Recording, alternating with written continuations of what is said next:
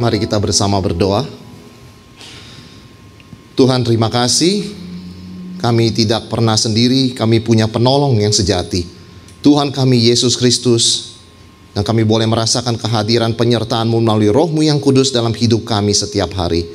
Terima kasih Tuhan, kami boleh beribadah di hadapan-Mu, baik secara fisik maupun dari rumah. Kami bersyukur untuk kemahahadiran-Mu, dan kami juga bersyukur untuk setiap penyertaan dan berkat-Mu di minggu yang telah lewat, sehingga kami boleh datang dengan penuh ucapan syukur dan sukacita pada pagi hari ini. Tuhan, kami mohon Kau sekali lagi berbicara kepada setiap kami, memperlengkapi kami dengan firman-Mu, supaya kami boleh berjalan sebagai domba-domba-Mu, mengikuti Engkau, gembala kami yang baik. Singkirkan setiap halangan, apapun yang bisa merusak konsentrasi kami, baik di sini maupun di rumah. Biarlah hati, pikiran kami boleh sepenuhnya tertuju kepada Engkau. Tolong kami Tuhan, mohon pertolongan Roh-Mu yang kudus, menerangi hati dan pikiran kami, supaya kami boleh sungguh mengerti dan terbuka kepada Engkau ajarkan kepada kami pada pagi hari ini.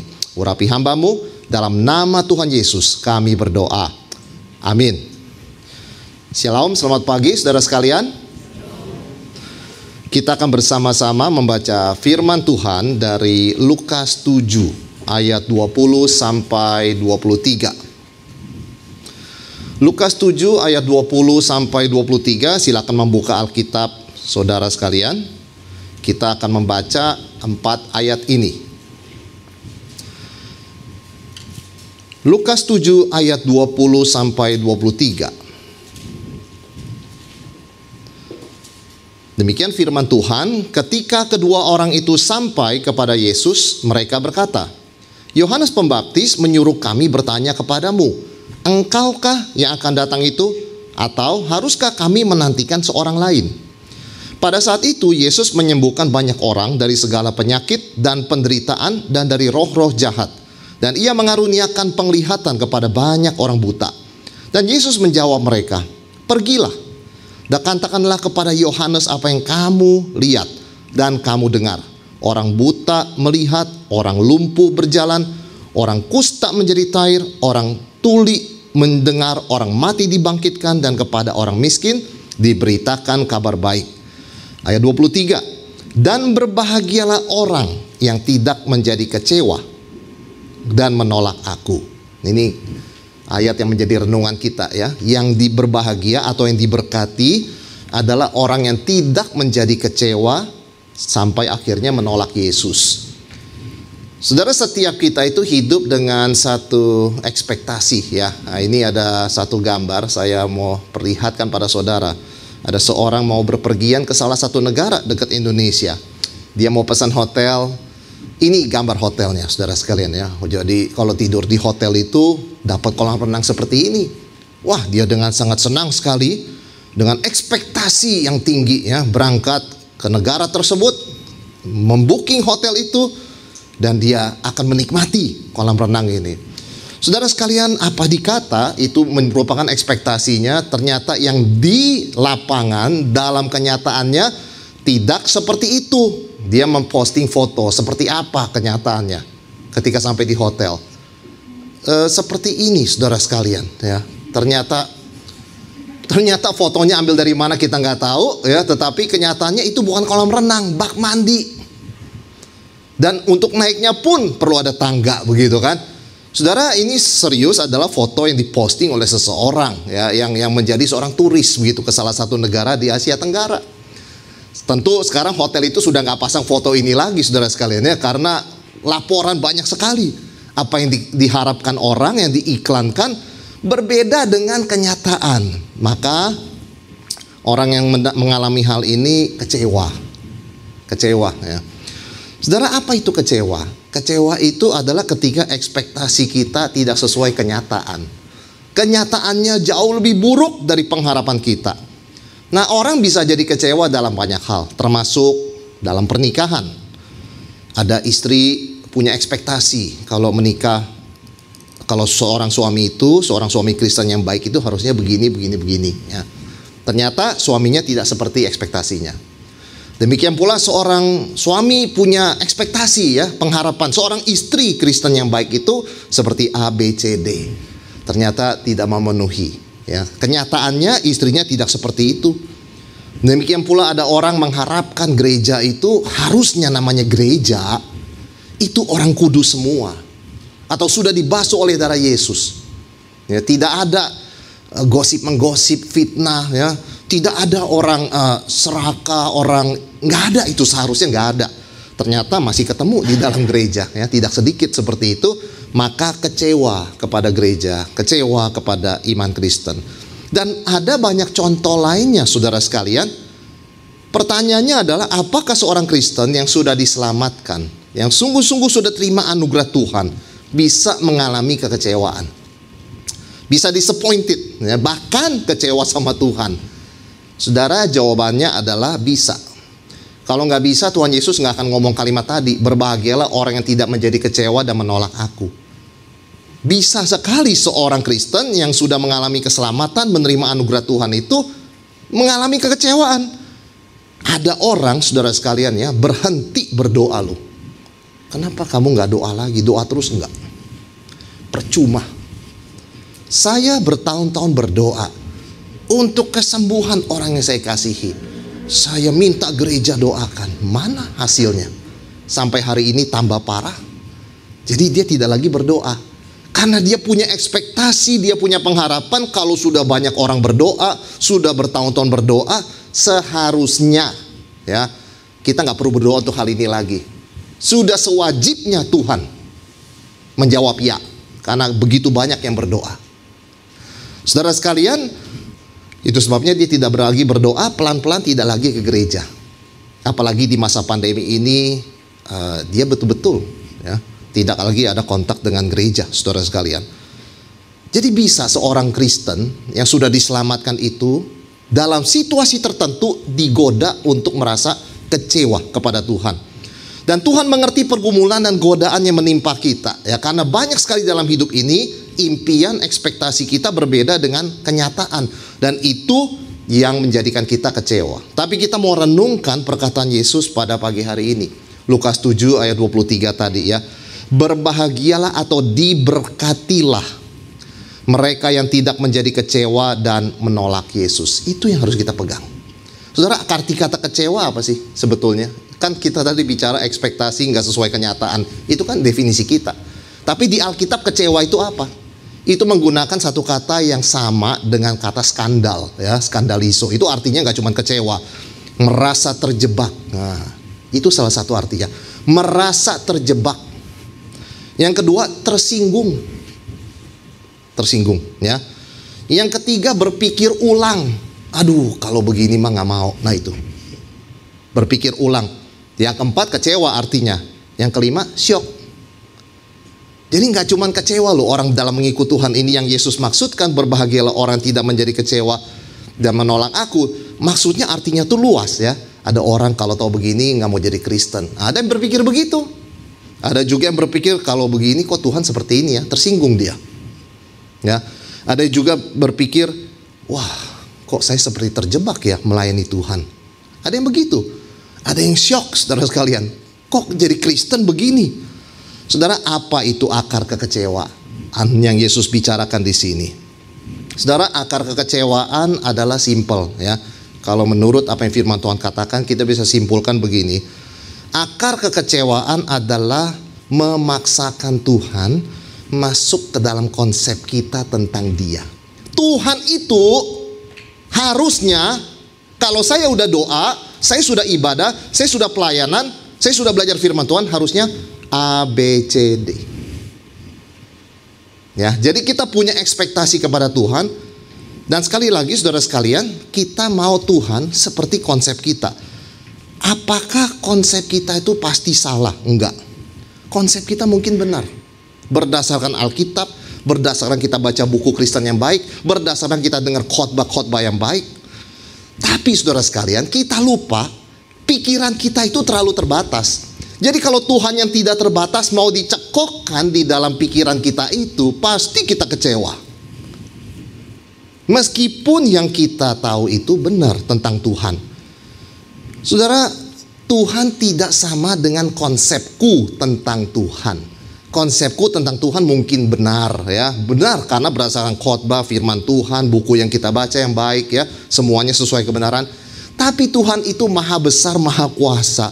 Tidak bisa dimasukkan ke dalam pikiran kita yang terbatas. Tuhan berkata setinggi langit dari bumi, demikian tingginya pikiran Tuhan di atas pikiran kita, rancangan ya. Saudara, kita lihat Yohanes Pembaptis. Apakah Yohanes punya konsep Mesias benar? Pasti dong. Yohanes doktrinnya benar. Yohanes berkhotbah benar nggak? Benar. Mesias kalau datang akan membaptis dengan Roh Kudus dan dengan api. Artinya apa? Dia akan membawa pengampunan supaya orang bertobat, dan yang tidak mau bertobat, api, penghakiman. Itu sebabnya Yohanes menyerukan pertobatan, dan orang yang bertobat dibaptis. Dan mereka yang tidak bertobat, Yohanes memperingatkan, kerajaan sorga sudah dekat, bertobatlah. Kalau enggak, penghakiman akan datang. Jadi Yohanes salahnya apa? Kenapa seolah-olah dia kecewa di sini? Saudara sekalian, Yohanes punya konsep tentang Yesus itu benar. Doktrinnya benar. Ya, dia yang berkhotbah kok, ya kan? Tapi kenapa dia sendiri jadi kecewa?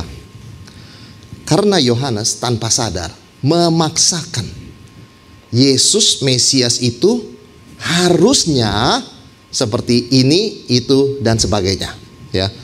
Dengan kata lain, Yohanes berpikir kalau Yesus adalah Mesias, maka seharusnya yang terjadi, dia tidak masuk penjara. Ya. Kalaupun Yohanes masuk penjara karena menegur Herodes mengambil istri saudaranya, saudara sekalian, seharusnya Yesus segera mengunjungi Yohanes di penjara dong. Namanya pembuka jalan, masa nggak dikunjungi? Yesus nggak kunjungin loh. Atau nggak kunjungin nggak apa-apa. Namanya Mesias, di mana Yohanes buka jalan buat Yesus. Seharusnya Yesus itu menegur Herodes terang-terangan, kamu salah, nggak boleh penjarakan Yohanes. Yesus pun nggak tegur. Dalam hal itu ya, tidak menyinggung masalah itu. Wah, sehingga Yohanes tunggu di penjara, ragu mulai ya. Dia mulai ada sedikit keraguan. Kok kalau dia Mesias nggak ada tindakan apa-apa ya? Apa dia tidak tahu saya di sini? Pasti tahu gitu kan. Maka Yohanes memberanikan diri menanyakan kepada Yesus. Tapi karena dia di penjara, lewat dua muridnya, tanyakan pada Yesus, apakah kamu itu Kristus? Atau kita masih tunggu orang lain? Ini pertanyaan besar sekali saudara sekalian. Ini pertanyaan dahsyat loh ya. Are you the Christ? Yang khotbah Yesus adalah Mesias, Yohanes. Yang tanya apakah engkau Kristus, dia juga. Dari mulut yang sama, dalam dua situasi yang berbeda. Ini berbalik 180 derajat dari khotbahnya di awal. Saudara bayangkan Yohanes mengalami goncangan, keraguan, sampai sempat kekecewaan. Nah, ini menyadarkan kita apa, Bapak Ibu Saudara sekalian? Tokoh rohani yang Yesus katakan tidak ada orang lebih besar dari Yohanes yang dilahirkan perempuan, nggak ada. Yohanes is the greatest, paling agung ya, bisa kecewa sama Tuhan.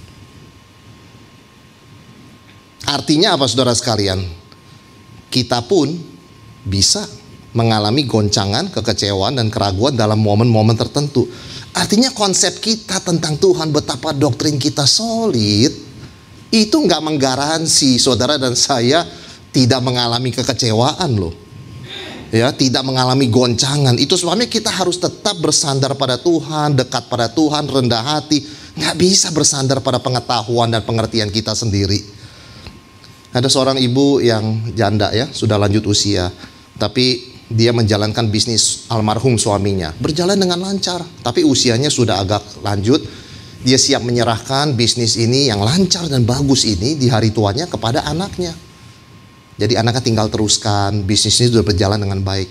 Kemarin waktu pandemi, yang dipanggil Tuhan bukan mamanya, anaknya.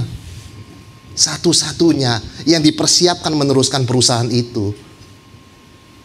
Saudara, saya yakin sebagai orang percaya ibu ini saya bisa membayangkan pukulannya. Saya pikir saya bisa pensiun, saya bisa melayani di gereja, tidak usah pikirin bisnis lagi.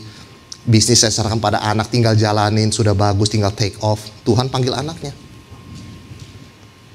Ini bisa terjadi. Saya tidak kenal ibu itu, saya hanya dengar cerita tentangnya, tapi saya bisa bayangkan sebagai seorang Kristen apa yang ada dalam pikiran dia. Bisa nggak goncang? Bisa sekali. Bisa nggak terbersit pikiran, aduh kecewa ya. Bisa juga saudara sekalian. Bisa nggak menjadi ragu? Mungkin juga. Tapi intinya apa, saudara sekalian? Kalau kita tahu sebetulnya akar kekecewaan itu kita mau paksakan Tuhan masuk pikiran kita yang terbatas, maka bagaimana kita boleh mengatasi kekecewaan ini? Supaya kita berbahagia dan diberkati, seperti Yesus katakan. Maka saudara sekalian, yang sebaliknya mesti kita lakukan. Bukan memaksakan Tuhan masuk pikiran kita yang terbatas, tapi justru merelakan diri kita masuk rencana Tuhan yang tidak terbatas itu. Artinya bukan kita suruh Tuhan sesuaikan diri dengan kita. Kita menyesuaikan diri dengan Dia. Saudara sekalian, Yesus berkata, berbahagialah orang yang tidak menjadi kecewa dan menolak aku. Artinya apa? Artinya Tuhan punya rencana apa? Pikiran Dia yang tidak terbatas, rancangan Dia yang begitu agung melampaui pikiran kita ikut ke Dia. Kita akan keluar pelan-pelan dari kekecewaan kalau kita melakukan ini. Kalau kita masih bersikeras seperti slide sebelumnya, memaksakan Tuhan masuk pikiran kita akan terus kecewa dan semakin kecewa.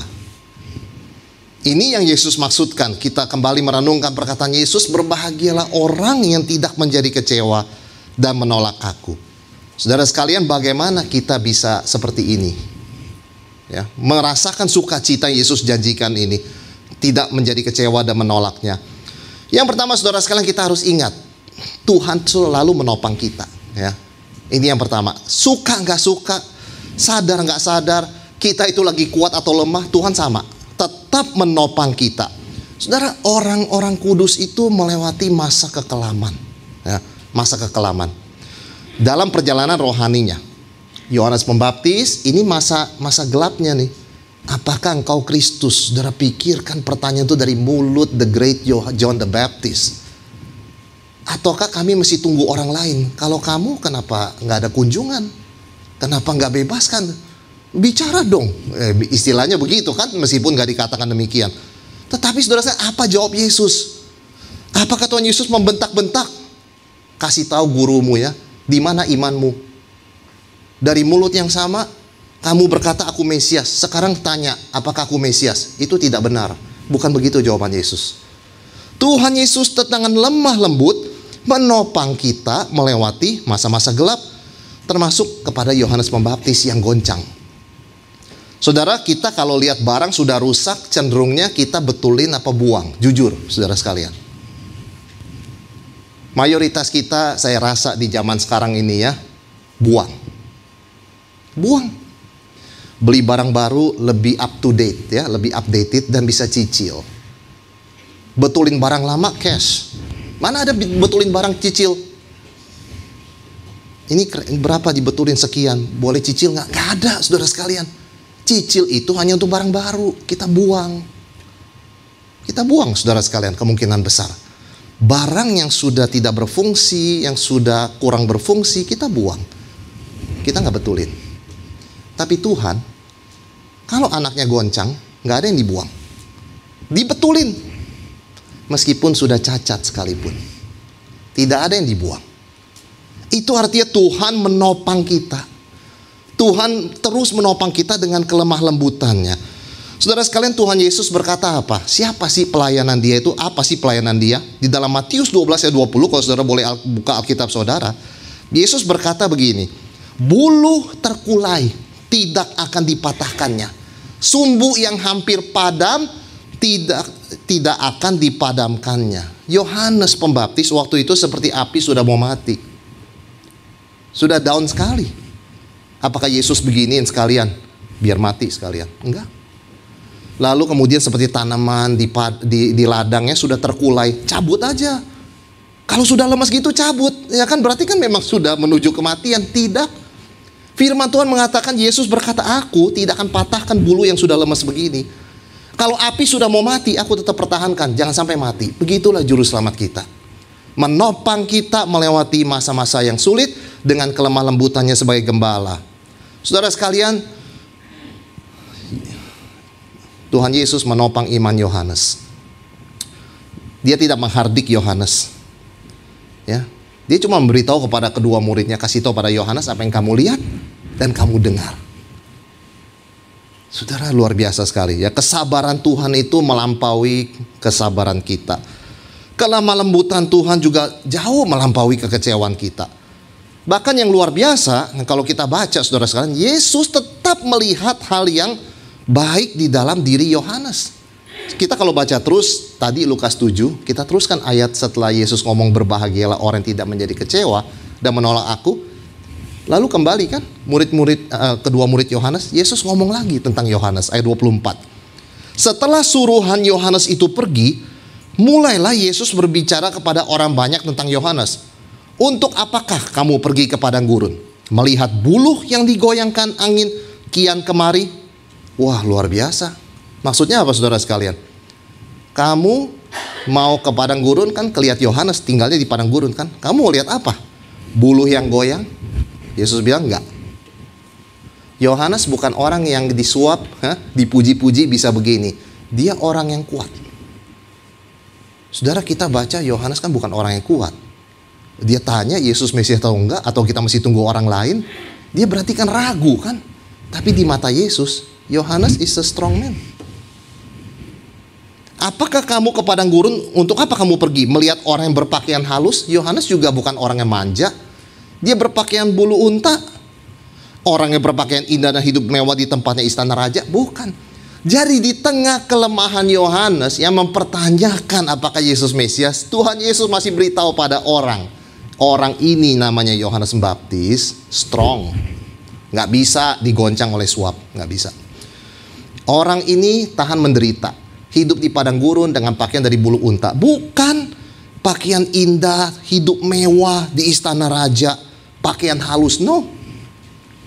Saudara, luar biasa, Tuhan Yesus masih melihat nilai positif pekerjaan Tuhan dalam diri Yohanes Pembaptis di tengah keraguannya. Saudara, ketika kita mengalami pergumulan, goncangan, doa yang tidak dijawab, masalah keluarga mungkin, atau apapun juga, lihat dan ingat ya, Tuhan Yesus itu terus menopang kita dengan kelemah lembutannya. Dia tidak membuang barang yang rusak, orang yang rusak ya. Dia membetulkan, dia memperbaiki. Dan ada hal-hal yang indah Tuhan sudah kerjakan dalam diri kita, Tuhan tidak tutup mata. Saudara, banyak orang memang ketika jaya diingat, ketika dia tidak jaya lagi dibuang. Dibuang saudara sekalian. Ada seorang orang bapak ya berkata kepada saya, sharing, dia berkata, saya khawatir anak saya bekerja loh di luar negeri. Kenapa? Kenapa Pak bukannya bangga anaknya bekerja di luar negeri? Kalau dia sudah umur 50, dia pasti digeser, digantikan dengan anak 23 tahun. Karena pengeluaran sudah terlalu tinggi. Sementara ilmu sudah terlalu maju. Dia nggak up to date, yang ini up to date baru lulus. Singkirkan. Begitulah dunia. Dunia seperti itu. Sampai umur tertentu, singkirkan. Karena sudah tidak terlalu efektif. Tidak terlalu produktif. Gantikan dengan yang muda, lebih murah, dan up to date.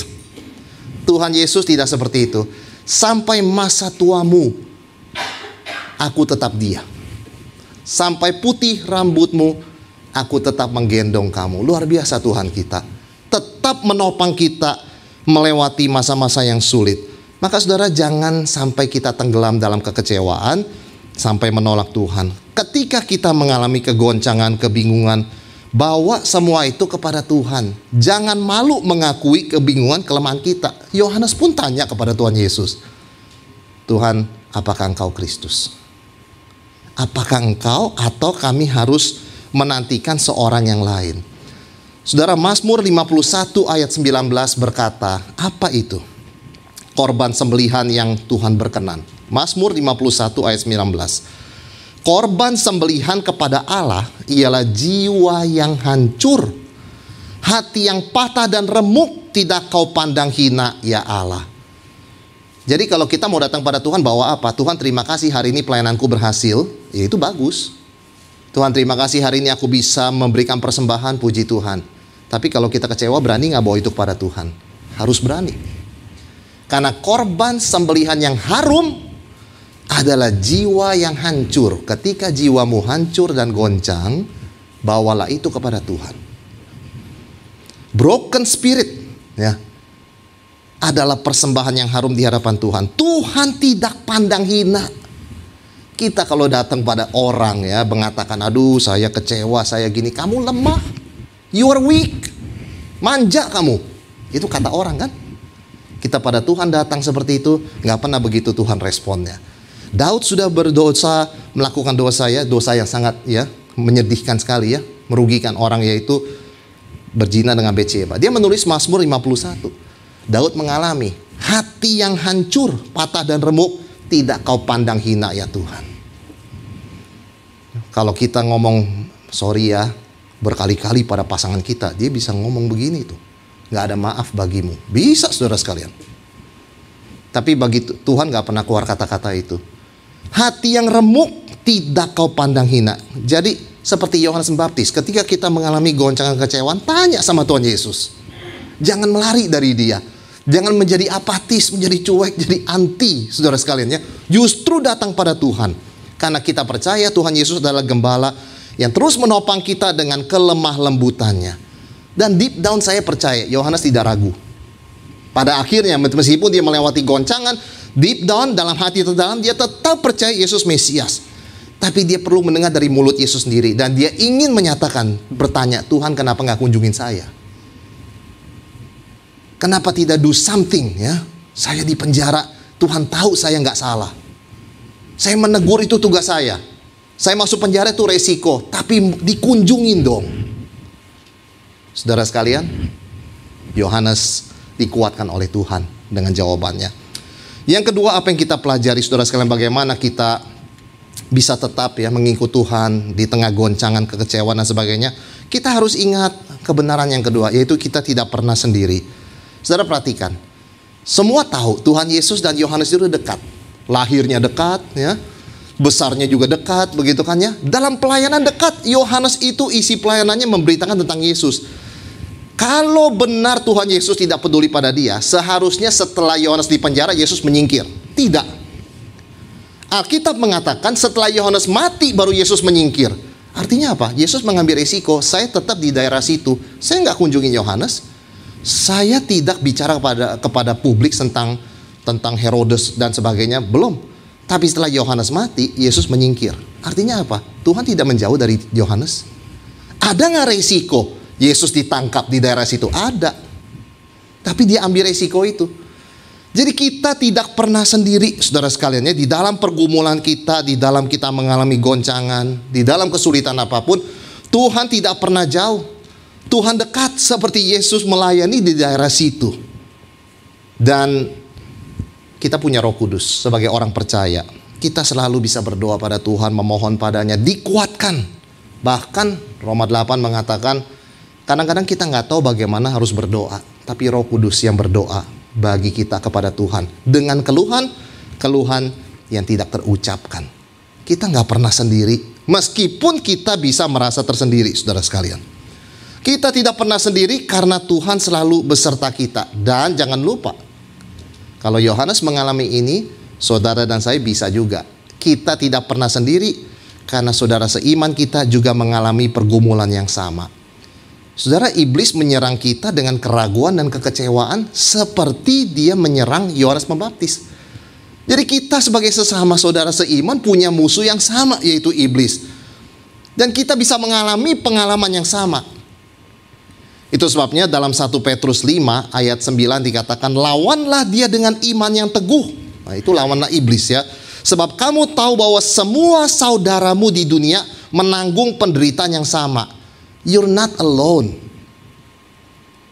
Jangan kalah oleh kekecewaan dan keraguan Lawanlah iblis. Sebab saudaramu semua di dunia menanggung penderitaan yang sama. Saudara, kita ingat, kita nggak pernah sendiri karena Tuhan bersama kita. Tapi jangan lupa, yang kita alami orang lain juga alami. Banyak orang kecewa sama Tuhan karena dia berpikir tanpa sadar, dari 7 miliar, 8 miliar manusia, cuman dia paling malang. Ada nggak orang seperti saya malangnya? Banyak orang berpikir begitu. Dia kecewa pada Tuhan Semua teman saya lancar. Semua dapat pekerjaan.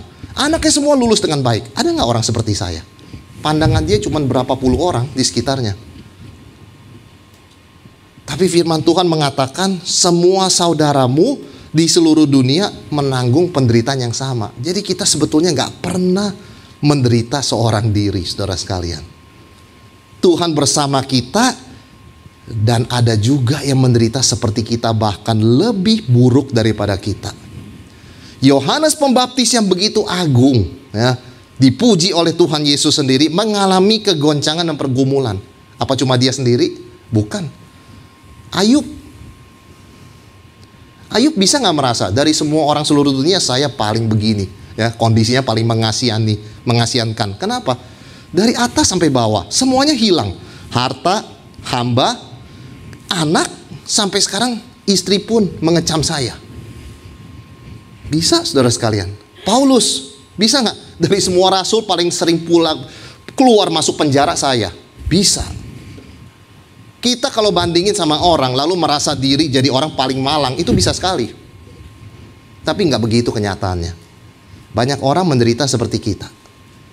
Dan kita tidak pernah sendiri karena kita ada penyertaan Tuhan. Dan ingat, kita menghadapi tantangan dan musuh yang sama, yaitu iblis. Maka saudara sekalian, satu hal ya, Yohanes Pembaptis, Ayub, Paulus dan sebagainya, Elia mengalami berbagai tantangan. Tapi satu hal yang mereka lakukan, tetap ikut Tuhan sampai akhir. Yesus berkata, berbahagialah orang yang tidak menjadi kecewa dan menolak aku. Saudara, kalau ditanya kepada orang seperti Yusuf, ya kan, sakit hati nggak? Sakit hati. Ya kan? Kepada Paulus, kepada Ayub, tapi mereka tahu mereka tidak sendiri. Mereka berdiri dalam satu long line, ya, pahlawan-pahlawan iman. Sama kok kehidupan mereka, mirip-mirip. Nggak ada yang lancar, saudara sekalian. Pahlawan iman Ibrani 11 kasih tahu saya siapa yang lancar. Habel, Nuh, Abraham, Ishak, Yakub, Musa. Siapa di daftar itu yang lancar hidupnya? Justru itu diberikan untuk menguatkan pembaca Ibrani dan kita. Dalam segala situasi apapun, kita tidak pernah sendiri. Kita mempunyai saksi yang begitu banyak bagaikan awan. Marilah kita tetap berlari dalam perlombaan yang diwajibkan bagi kita. Saudara sekalian, itu kebenaran yang kedua. Yang ketiga, kita harus ingat, Tuhan tetap bekerja. Kita kembali ke ayat yang kita baca di awal, Lukas 7 ayat 22. Ketika Yohanes kirim dua muridnya tanya, apakah engkau Mesias? Jawaban Yesus, pergilah dan katakan kepada Yohanes apa yang kamu lihat dan kamu dengar. Orang buta melihat, orang lumpuh berjalan, orang kusta jadi tahir, orang tuli mendengar, orang mati dibangkitkan, kepada orang miskin diberitakan kabar baik. Apa jawaban Yesus kepada pertanyaan Yohanes? Aku masih bekerja. Janji Tuhan sedang digenapi. Orang buta melihat, orang lumpuh berjalan, orang sakit disembuhkan, kepada orang miskin diberitakan kabar baik. Gak kepengaruh. Pekerjaan Tuhan dalam diri kita tidak bisa ditentukan oleh mood kita. Kita berasa Tuhan gak bekerja. Faktanya Tuhan bekerja. Kenapa Yohanes bisa berpikir demikian, saudara sekalian? Karena dia di penjara. Kok Tuhan tidak do something ya? Apa Tuhan masih bekerja? Jawaban Yesus, masih. Masih. Kamu kasih tahu Yohanes, orang buta melihat, itu pekerjaan Tuhan. Ya, orang lumpuh berjalan, itu pekerjaan Tuhan. Beritahu Yohanes apa yang kamu lihat. Ya, I'm still working. Tuhan tetap bekerja. Saudara, apakah Yohanes tidak tahu hal ini? Sebetulnya dia tahu sekali. Kenapa dia tanya? Kenapa jawaban Yesus bukan sesuatu yang baru, betul kan? Yohanes tahu Yesus itu Mesias, membuka mata orang buta, membuat orang lumpuh berjalan, menyembuhkan orang sakit. Kenapa jawaban Yesus sama? Saudara, ini artinya apa? Seringkali kita nggak perlu firman Tuhan yang baru. Nggak perlu kita konsep yang baru. Kita hanya perlu diingatkan hal yang selama ini kita sudah tahu, tapi kita lupa. Jawaban Yesus cuma mengulangi apa yang Yohanes sudah tahu. Itu kutipan ya, kalau saudara lihat ya, itu dari Yesaya 42 ayat 6 sampai 7. Itu adalah penggenapan janji Tuhan ketika Mesias datang. Jadi ingat, ketika mata kita lihat belum ada solusi, mata kita lihat belum ada jalan keluar, iman kita harus percaya Tuhan tetap bekerja dalam segala sesuatu. Roma 8:28. Secara misterius Tuhan tetap bekerja. Tuhan bekerja pada kita, nggak mesti dia lapor dan update kita setiap saat dong. Nak, hari ini aku sudah sampai. Dia Tuhan. Yang update itu kita update dia. Tuhan tidak perlu update kita bahwa dia bekerja dari detik ke detik ya. Kita hanya diminta percaya, beriman, bersandar. Karena dia Tuhan. Artinya apa? Dia nggak lapor ke kita lapor dia, saudara sekalian. Dan itu adalah kepercayaan kita, keyakinan kita, yaitu Yesus tetap bekerja dalam segala keadaan. Dalam Yohanes 5 ayat 17 Yesus berkata, Bapakku bekerja sampai sekarang, maka aku pun bekerja juga. Kapan Tuhan berhenti kerja? Saudara sekalian, itu sebabnya kita mau ingat kebenaran yang ketiga ini. Tuhan tetap bekerja meskipun kita nggak berasa.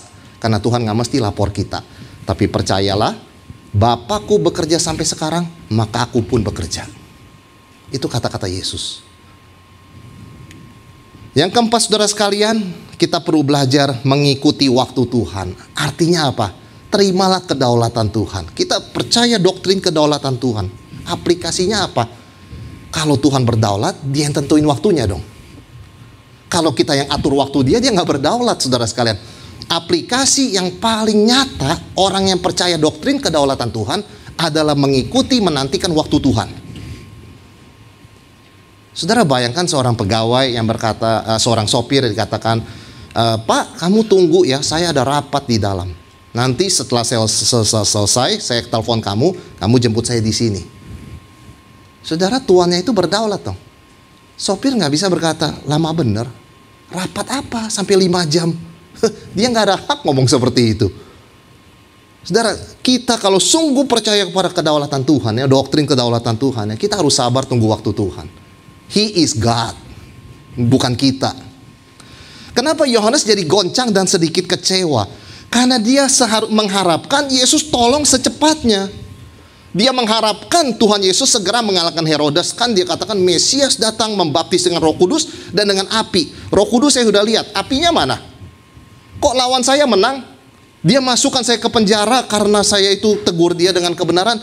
Kenapa apinya nggak datang? Waktu Tuhan yang terbaik. Saudara sekalian, ini adalah masa anugerah. Ketika Yesus melakukan itu masa anugerah. Penghukuman itu nanti menuju ke dalam Yesus yang kedua kali. Saudara sekalian, Yohanes belajar mengikuti waktu Tuhan. Waktu Tuhan itu sempurna, saudara sekalian ya. Setiap momen tidak ada yang sia-sia, sekalipun seperti Yohanes menunggu di penjara. Rasul Paulus di penjara bolak-balik. Tulis 4 surat di penjara. Tapi dia berkata apa? Aku selalu bersuka cita setiap kali aku mengingat kamu. Bersuka cita senantiasa, sekali lagi kukatakan, bersuka citalah. Saudara, ada satu buku ditulis oleh seorang berkulit hitam ya. Namanya Buck O'Neil. Judulnya bagus sekali, I Was Right on Time. Ini apa buku ini, saudara sekalian? Itu zaman itu dia adalah seorang pemain baseball tahun 45, tahun 30-an lah begitu ya. Dia pemain baseball, tapi dia kulitnya warna hitam di Amerika, ya kan? Artinya karena dia di Amerika, dia didiskriminasi, tidak boleh main di baseball dengan orang kulit putih.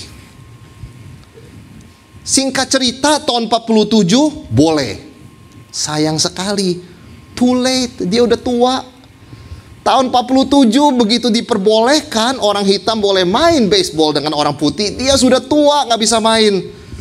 Teman-teman seumurnya banyak yang sakit hati tinggalkan Tuhan. Kenapa Tuhan tidak cepetin waktunya? Hari tua kita tidak ada investment, tidak ada penghasilan apa-apa, nggak pernah bisa menoreh sejarah.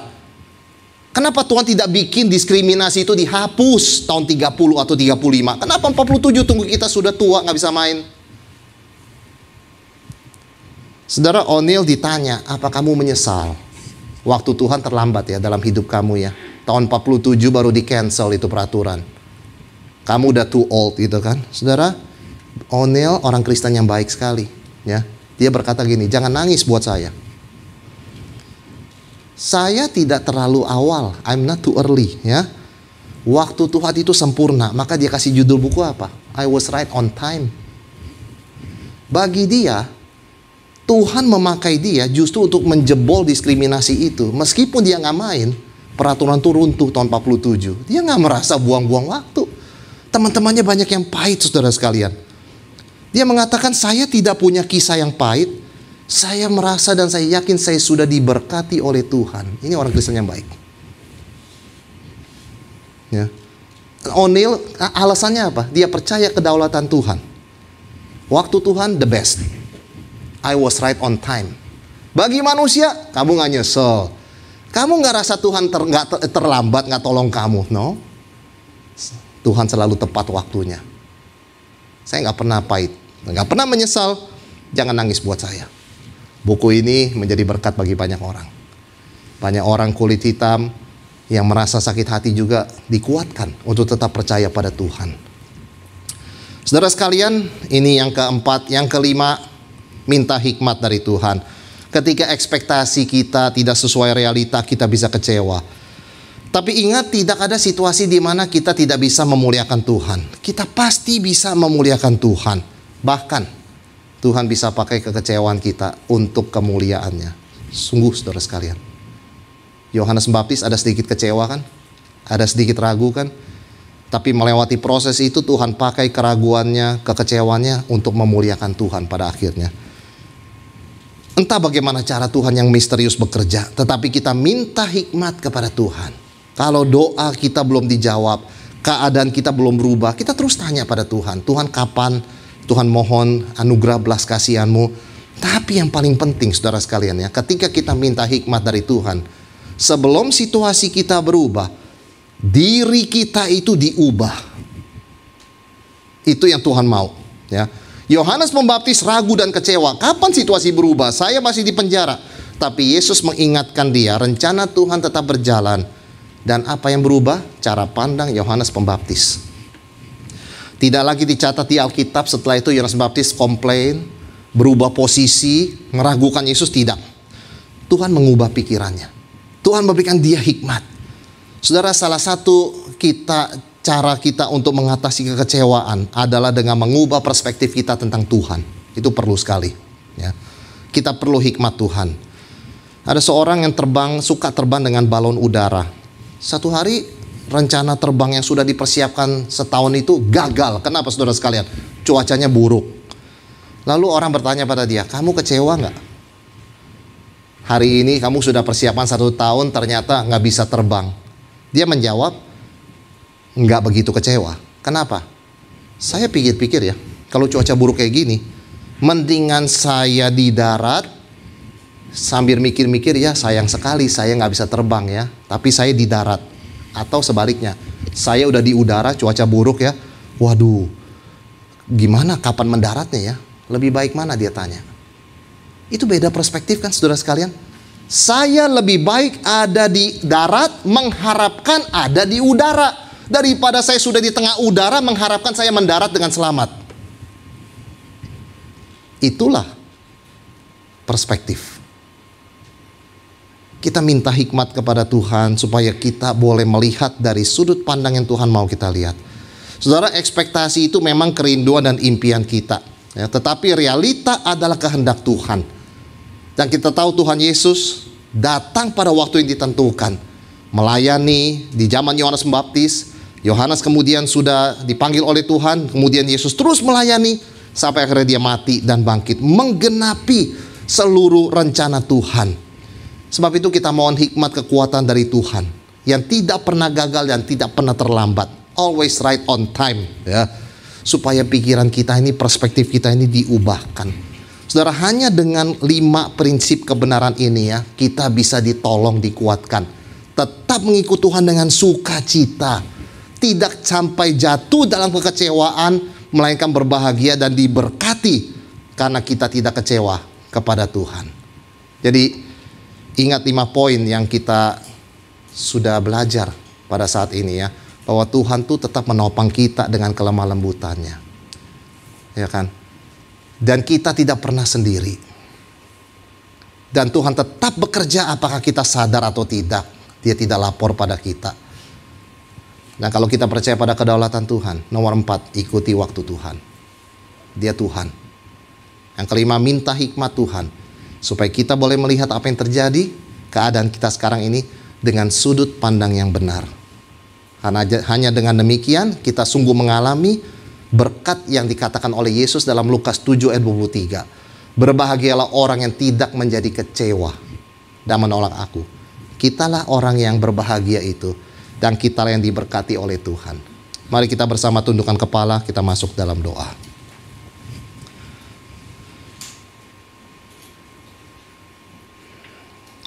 Tuhan, kami mengakui Tuhan secara jujur, kami seringkali ada masa-masa lelah, ragu, bahkan kecewa di dalam mengikut dan melayani Tuhan. Kami seringkali punya ekspektasi, pengharapan, namun kenyataannya sungguh tidak sesuai dengan ekspektasi dan impian harapan kami. Tapi kami bersyukur Tuhan, kami diingatkan siapa yang kami punya. Kami punya Tuhan yang menopang kami sebagai gembala yang baik. Terima kasih Tuhan, dengan kelemah lembutan-Mu, Engkau tetap sabar menolong kami, membangkitkan kami, membangunkan kami, dan menguatkan kami di tengah kelemahan kami. Tuhan, tolong supaya kami boleh ingat selalu kami tidak pernah sendiri, ada penyertaan-Mu, dan Engkau tetap bekerja sekalipun kami tidak merasakan dan melihat. Iman kami bisa percaya pekerjaan-Mu tetap berjalan. Dan Tuhan, tolong kami untuk selalu mengandalkan Tuhan, mengakui Tuhan, dan memohon hikmat daripada-Mu, supaya kami boleh melihat dengan sudut pandang yang Tuhan mau kami lihat. Pakai setiap kami ya Tuhan, dan tolong setiap kami yang ada di sini. Mungkin ada di antara kami yang mengalami goncangan, persoalan. Mungkin ada di antara kami yang terus bertanya-tanya. Kami mohon kekuatan, anugerah belas kasihan Tuhan yang mengalir dari salib Kristus, menopang setiap kami, sehingga kami boleh tetap mengikut Tuhan dengan sukacita, dengan penuh ucapan syukur, penuh semangat, dan tidak jatuh di dalam keraguan, tidak digoncangkan oleh kekecewaan atau oleh apapun juga. Karena kami percaya Tuhan, berbahagialah, diberkatilah kami yang tidak menjadi kecewa dan menolak Tuhan. Tolong setiap kami Tuhan, dengar doa kami dalam nama Tuhan Yesus kami berdoa. Amin.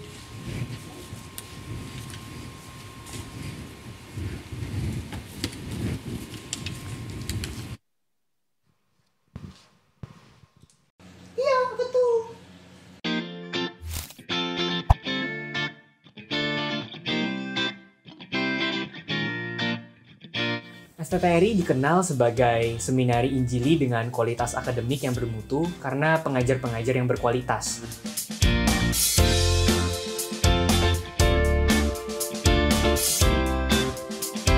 STTRI adalah tempat yang sangat baik bagi saya untuk membentuk saya menjadi seorang hamba Tuhan, baik secara akademik maupun non-akademik.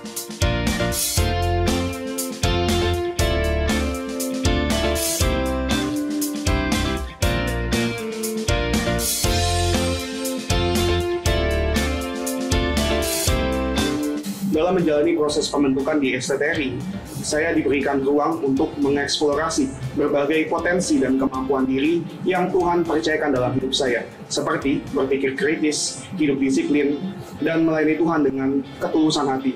Di samping itu, melalui wadah kehidupan di asrama, juga praktik pelayanan, saya didorong untuk mengekspresikan iman saya secara autentik dalam kehidupan sehari-hari dan pelayanan.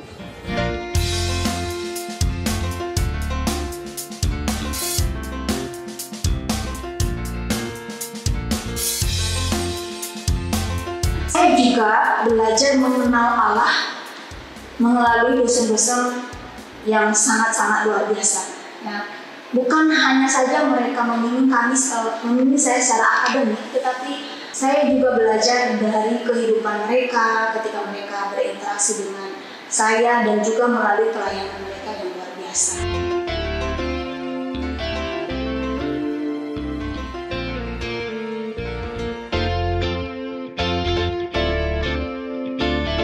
Saya mampu menerapkan apa yang saya pelajari dalam pelayanan sekolah minggu dan remaja. Iya, betul. Saudara rindu untuk menjawab beban yang Tuhan berikan sebagai calon pelayan Tuhan? Bergabunglah bersama kami di STTRI, Sekolah Tinggi Teologi Reform Indonesia.